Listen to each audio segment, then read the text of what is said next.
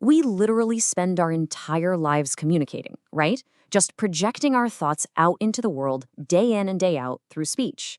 But let me ask you this.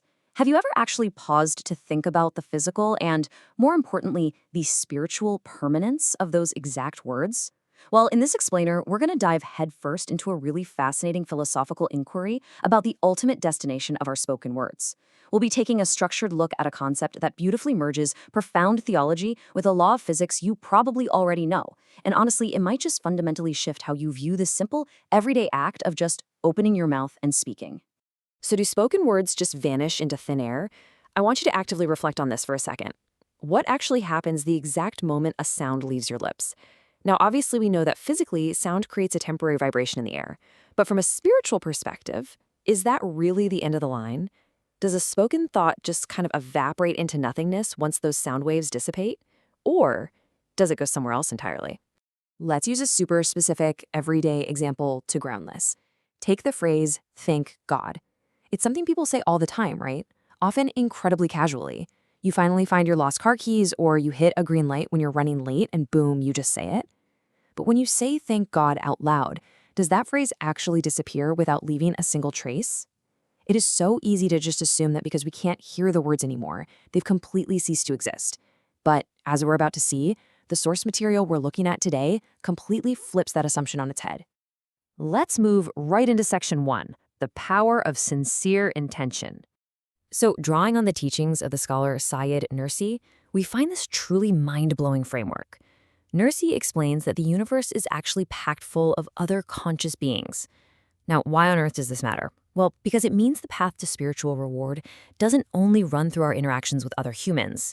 The cosmos itself is absolutely populated with listeners. Because of this, Nursi advises that you should speak seeking only God's approval. And when you do that, something incredible happens. The words leaving your mouth literally come alive. They're fueled by that sincerity and genuine intention. So they aren't just empty vibrations in the air anymore. They carry serious, profound spiritual weight. Just think about that for a second. The idea that a word is a living thing, animated by the truthfulness of the person saying it. It takes speech from this mechanical, biological function and turns it into a deeply spiritual act. And you really have to consider the massive difference that intention makes here. If a phrase is spoken with true sincerity, Nursi describes it as reaching its reward like a sweet fruit. It transforms from this dead, purely physical sound into a living spiritual reality that actually yields a tangible outcome.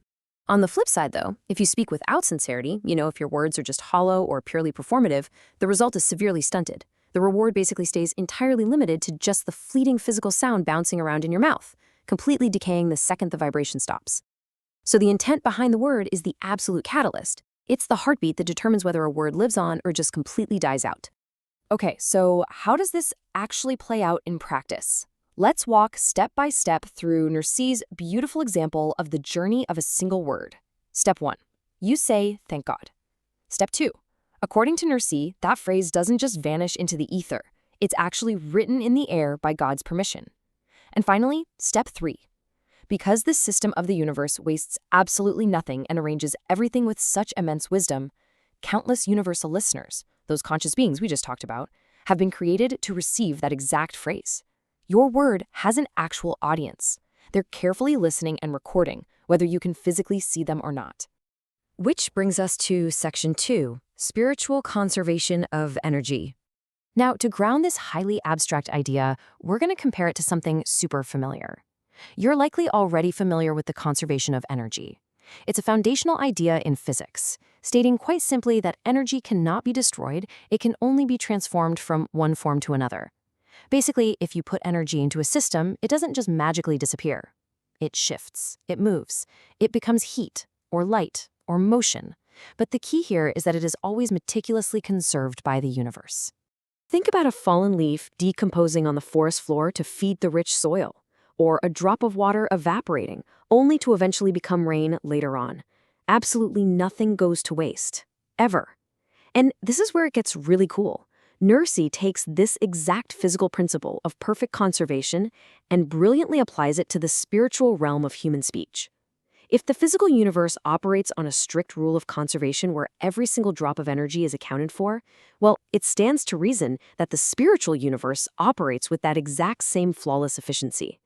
Every output has a destination. Every single word spoken is spiritual energy that absolutely must be conserved. So here is the crucial takeaway.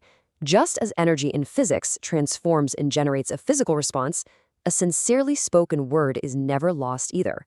Instead, it transforms and generates a profound spiritual response. The underlying mechanism is exactly the same. It's conservation, but the domain we're talking about is entirely different. Your sincere words are conserved energy within a spiritual ecosystem. They ripple outward, leaving an enduring impact way long after the physical sound has faded out. All right, moving on to Section 3, a universal response. Let's zoom out to the macro level and see how this everyday act of speaking echoes across the entire cosmos. The source material points to this incredibly powerful, frankly mind-bending verse from the Quran.